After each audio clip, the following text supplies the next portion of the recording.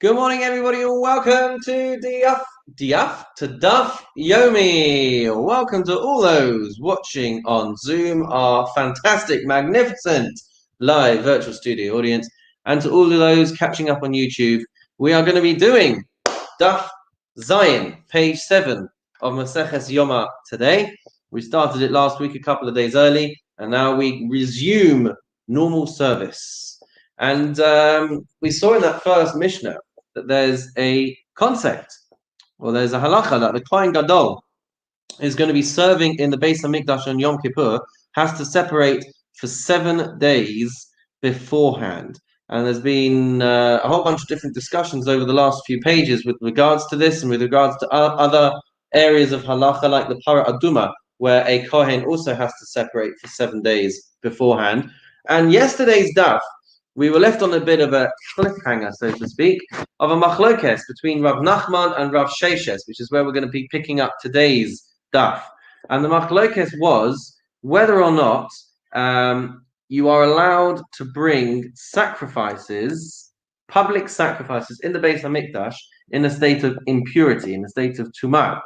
Fundamentally, you are allowed to, but the question is, why are you allowed to? Rav Nachman says, the concept of tuma hutrahi b'tzibur, that it's completely permissible for public korbanos to be brought even in a state of impurity. If there's no other way of bringing this sacrifice in a state of purity, it has become contaminated, it's a public sacrifice. Rav Nachman says it's completely permissible to be able to bring it. Rav Sheshes is of the opinion that tuma duchuyahi b'tzibur, that the tuma is only set aside and ignored, as it were, to be able to bring this korban. So if there was really no other alternative, then Rav Sheshes would say, okay, in that case, you can still allow this korban to be brought. But if there was another alternative, then you would have to, in fact, bring it in this alternative way. So that's the machlokes, the dispute that was in discussion in the last daf, and that's where we pick it up today. So again, Rav Nachman says that it's completely permissible to bring a korban, a public korban, in a state of impurity if the korban has been affected by tumah. And Rav Sheshes says we kind of just turn a blind eye to the tumah if there's no other way of fixing the situation. So says the Gemara, second line down on page Zayin Amud Aleph. Let's get it on the screen here. Almost forgot. Y'all ready to go? Thumbs up. Fantastic. So it says, Amar Rav Sheshes, Mina Aminala. From where do I know this? That we just merely turn a blind eye to the tumah. Tanya, he quotes a brisa. Haya omed umakriv minchas haomer. A kohen was standing to bring a minchas haomer, the mincha of the omer sacrifice. V'nitmeis biyadon, it became impure in his hand.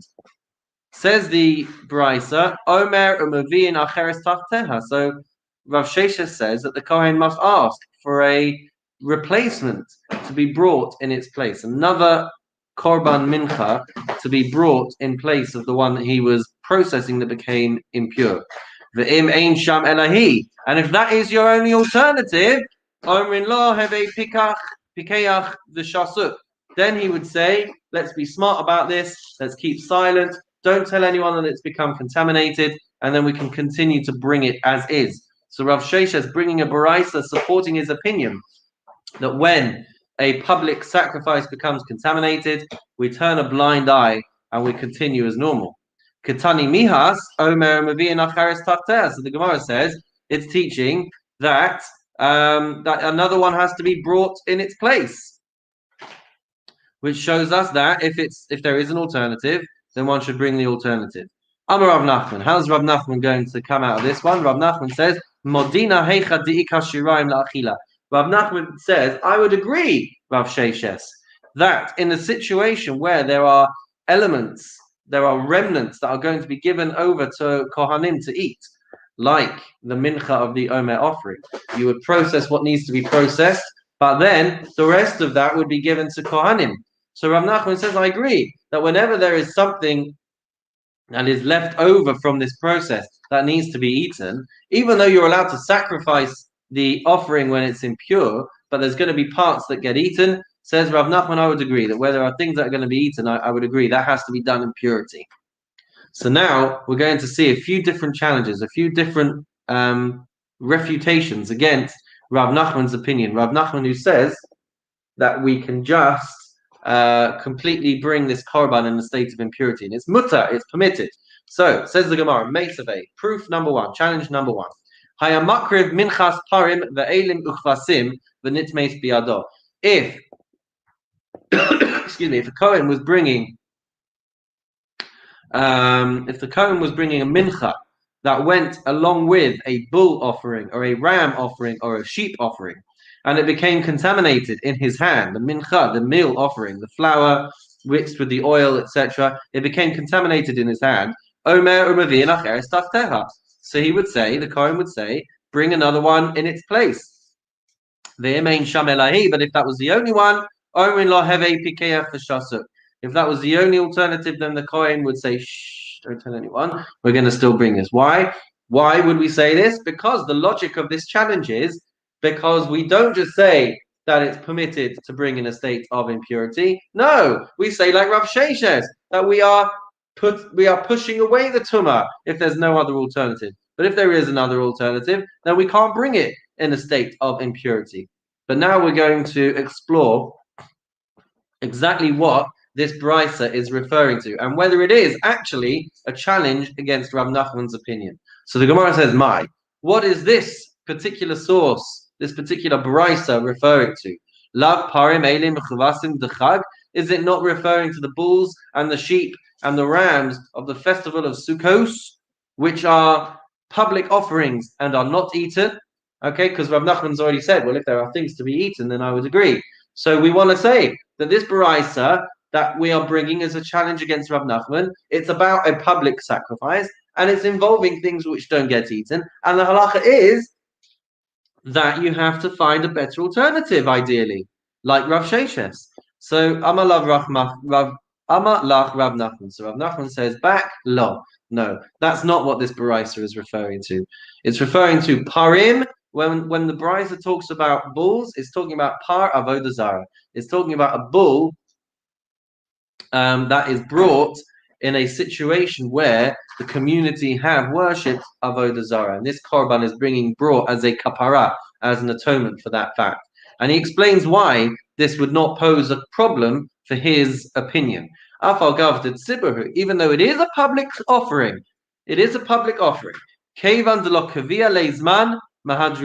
since it is not a public offering which is bound by specific time, Mahadrina, we should find another one. So Rav Nachman says, Rav Sheshes, I agree with you.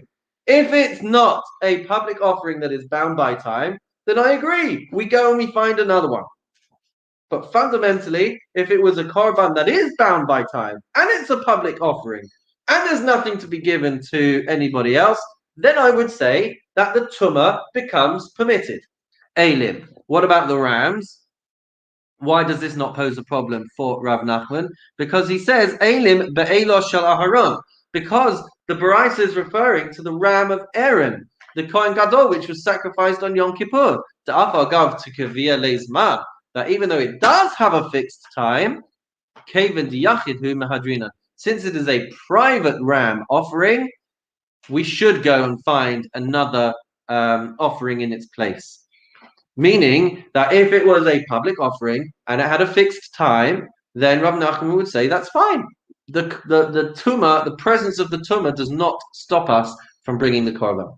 And what about the lambs? Kvasim, bakeves haba im haomer teika shiraim la'achila. It refers to the sheep that accompanies the omer offering, which we've already been talking about, which has with it remnants, leftovers that get eaten. And so, because those leftovers have to be eaten in a state of purity, even Rav Nachman would agree that you should try and find an alternative. So far, we have not managed to completely refute Rav Nachman's position. But we're going to try again. Meisaveh. Another challenge. Dam shenitma v'zarko b'shorgeg hurtza b'mezid lo hurtza. Blood which became contaminated and which you sprinkled nonetheless.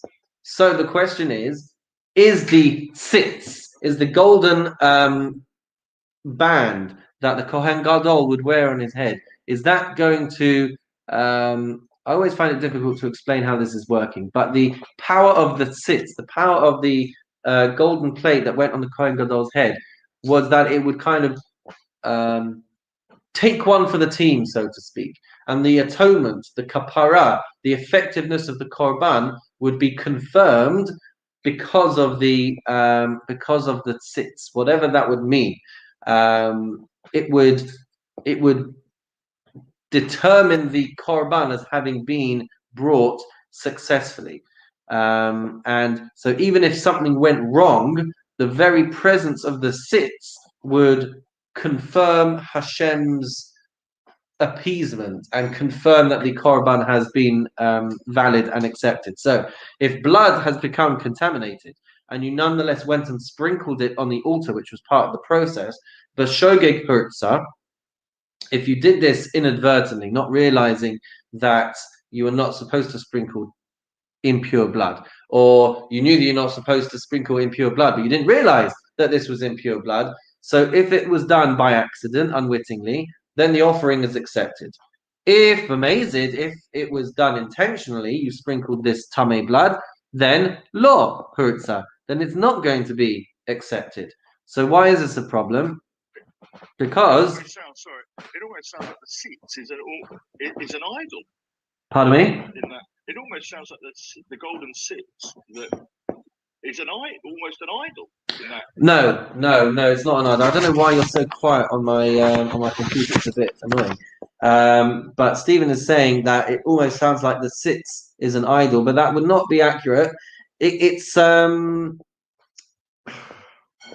function of the sitz. Again, it's difficult to find the words in English to explain what the sitz is doing. But no, it's I don't know how better to explain it than the fact that it's not an idol. It's just somehow, I guess, creating, I don't know, an intermediary channel that somehow it confirms the acceptability of a korban. I just don't have the words in my vocabulary to explain it. So I'm sorry. But the point that we're showing over here is we're bringing a challenge that in certain instances, something that has become contaminated has not been accepted. Now that is a challenge to Rav Nachman, because Rav Nachman has said that anything that is, or when it's contaminated, it's going to be permitted, whatever happens, because we've got to get this korban through. It's a public korban. It's become contaminated, and Rav Nachman is of the opinion that nonetheless it's still completely allowed. Unlike Rav Sheshes, who says that if you've got an alternative, better to do the alternative, and if there's no other alternative, then fine, we can still process it. So this challenge is saying, look, if it was willingly sprinkled on the Mizbeach, it has not been accepted. So the Gemara says, Kitanya Hahi, when is this scenario talking about? It's actually talking about Diyachid. It's actually talking about a korban of an individual. It's not talking about a public korban. Rav Nachman would agree in this instance. But when it's a public korban, then Rav Nachman would disagree. And he would say that it is accepted and it is mutter to still bring it even when contaminated. Tashma, come in here. Al mahat sitz meratzeh. Over what will the golden band that sits? What will it affect the acceptance? The acceptance of a korban. Al hadam, on blood, v'al basar, and on flesh, v'al chelev, and on fats. Shenitma, that became contaminated, bein b'shogeg, bein b'mezid, whether unwittingly or whether intentionally, bein b'ones, bein b'ratzon, whether the circumstances would be on their control or not, bein b'yachid, bein b'tzibur, whether for an individual korban or for a public korban. V'isal kadaitach tuma hetehi, and if you, Rav Nachman, want to say that in a case of tumah, in a case of ritual impurity, that is going to be permitted for public sacrifices. Lama li liritzie. So why do I need to be told that the tzitz is going to affect the acceptance? Because Rav Nachman should say that whatever happens, this korban becomes permitted to process, even if it was contaminated. It doesn't need the tzitz to make it effective. So Amalach Rav Nachman says, Ki katani hatzitz meratzeh. When is it taught that the tzitz is meratzeh, that the tzitz is going to affect the acceptance of a particular korban? He says adiyachid. It's referring to individual offerings, not to a public offering. But when it is a public offering, it is going to be permitted if that public offering became contaminated. V'ibayisema, or if you want, you can say afilu tema b'tzibur bahanach telo kavia lehuzman. Or if you want, we can understand this brisa as meaning that the tzitz is going to be effective if it's a public korban which is not fixed by time, which Rav Nachman had said that you should find an alternative for. So in such an instance, the tzitz is going to affect the acceptance of the korban. But if it was a public offering, and if there was a fixed time, then Rav Nachman is going to say, fundamentally, it becomes permitted for the korban to be brought. So we're going to try again. Another objection, Mesave, another source. Surely this one is going to prove Rav Nachman wrong. Quoting the pasuk in Shmos, V'nasa Aharon es avon hakadoshim, and Aaron will gain forgiveness for the sin committed in the sacred things. So, v'chi eize avon hu noseh, for which sin is the tzitz getting forgiveness? So we're going to explore a couple of options. Im avon pigul, if it's referring to the sin of pigul, where the sacrifice has been disqualified on account of the wrong mindset, and so it's not allowed to be eaten and it's not allowed to be burnt up. So so we've already seen a verse that says that the tzitz does not work for the sin of pigul. Vim avon nosar, and if you want to say that this is for the sin of nosar, when meat of a korban gets left over beyond its allotted permitted time frame, then we've already said that there's a pasuk in the Torah that shows that this is not going to be accepted by the tzitz. So,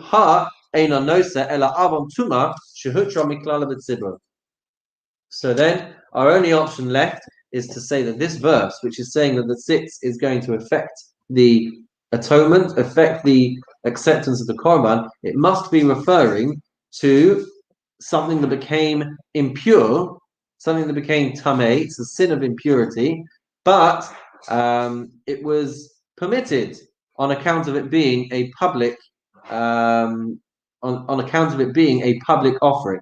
In which case, the kashya, the Rav Sheshes. This is now a problem, a difficulty for Rav Sheshes, because what we're seeing here in this challenge is that the verse is indicating that a public offering is going to be accepted as if it was mutar, as if it was permitted. Well, that's good if you're Rav Nachman, because that's exactly what he's saying. But it's a difficulty for Rav Sheshes, who says that we need to be able to push off the impurity if there's no other options. But that's not what this challenge is indicating. So the Gemara answers, Tanaihi. This goes one step further back. It's actually a machlokes Tanaim. Okay, we've been dealing with Amoraim, rabbis of the Gemara, but actually the dispute is found in the Mishnah as well. It's found amongst the Tanaim, the rabbis of the Mishnah, the Tanya. Sits bein shiasheno al mitzcha, bein she'eno al mitzcha, meratzeh, divrei Rabbi Shimon. Rabbi Shimon is of the opinion, as we turn over to Amud Beis, I'm sorry, I forgot to mention that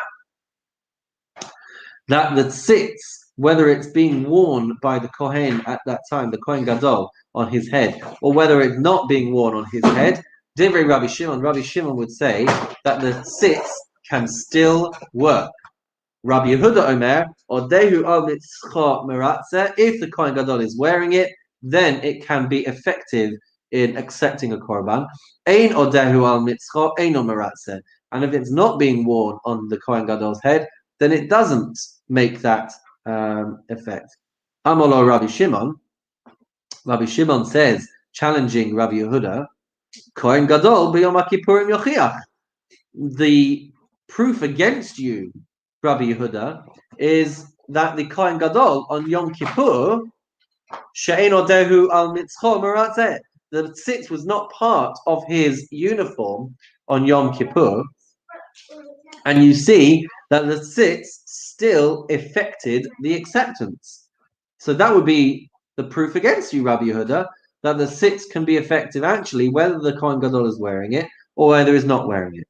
Amalo Rabbi Yehuda says back, Heinach leKohen Gadol b'Yom Kippurim, shetuma hutra lo b'tzibur.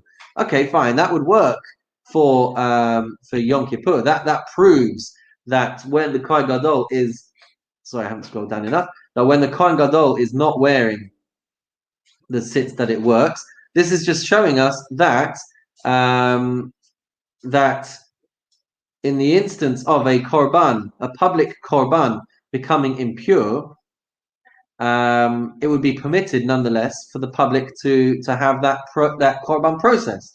Michlal de Rabbi Shimon Savar, which would imply that Rabbi Shimon holds tuma duchuyahi b'tzibur. That would imply that Rabbi Shimon holds that fundamentally the tuma does not allow for a korban to be brought. The very fact that Rabbi Shimon is saying it requires acceptance by the tzitz shows that it is pushed off. The tumah is pushed off, and that fundamentally it's not allowed to be brought, like Rav Nachman was saying. So Amar Abaye says, "Benishbar hatzitz." That's referring to a case where the tzitz has broken. That's where there's a machlokes as to whether it can affect the acceptance, whether it's being worn or not being worn. Everyone would agree that it is not going to affect acceptance. Ki pligi, when do they argue? Detali besichta. If it's just hung up on a peg, the Kohen Gadol just happens to be not wearing it at that time. Rabbi Yehuda Savar, the pasuk, Rabbi Yehuda holds that the verse says, Al Metzach v'nasa, that when it's on his head, then he can gain forgiveness. For Rabbi Shimon Savar, and Rabbi Shimon says, Tamid l'ratzon lifnei Hashem. The fact that the verse says always means that it always has to be upon his forehead. My Tamid, what does this verse imply when it says Tamid? That it has to always something. Ilema Tamid al mitzcha. If you want to say that it means that the tzitz always has to be on his head, mi mishkachasla. How would we ever find this? Milo boy meya leves hakisei umilo boy meinam. Doesn't the Kohen Gadol need to go to the toilet, and doesn't he need to sleep? So clearly the verse isn't saying that the tzitz always has to be on the Kohen Gadol's head. Ela tamid maratzahu. Rather, it means that it always affects acceptance, whether it's being worn or not being worn. That is the opinion of Rabbi Shimon. Ula Rabbi Yehuda nami haksiv tamid. Okay, Rabbi Yehuda, but the verse still says tamid. How are you going to interpret what tamid means? So Rabbi Yehuda says, Hahu tamid shelo yaseach dato mimeno. It means that when he is wearing it, he always has the focus and the concentration and the realization that he's wearing it. He never becomes distracted. He never gets distracted. He never loses sight and loses focus of the fact that he is wearing this tzitz.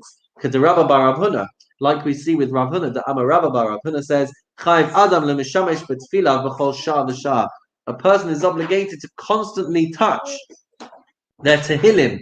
Sorry, not their tehillim, their tefillin when they are wearing their tefillin, because they always have to have the connection and the realization and the focus and the concentration that they are wearing their tefillin. And the Gemara says, Kal v'chomer mitzitz. This was learnt out from the logic of the tzitz. Umar tzitz she'ein bo ela azkara achas.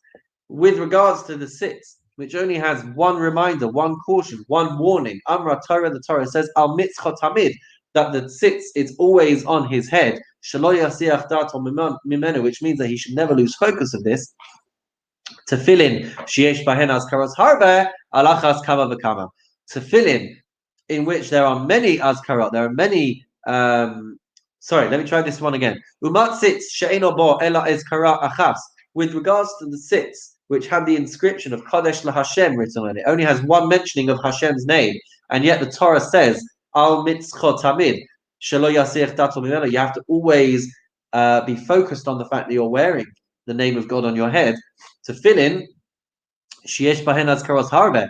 Tefillin, which have the name of Hashem written many times on scrolls inside the tefillin. Al achas kama v'kama. How much more so do we have to have in our minds and have in our focus and have in our concentration the fact that we are wearing tefillin, the fact that we are wearing the name of Hashem. More tomorrow. In the meantime, that's all for today. We wish you a wonderful and meaningful day, and we will see you again soon.